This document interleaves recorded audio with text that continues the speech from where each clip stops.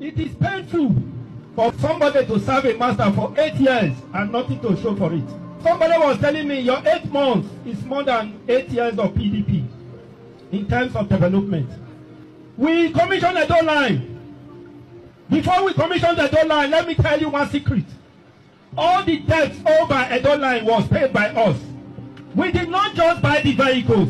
We did not put infrastructures on ground, but we paid the debts we made. So we have tried in 8 months, and we will continue to do it for Edo people.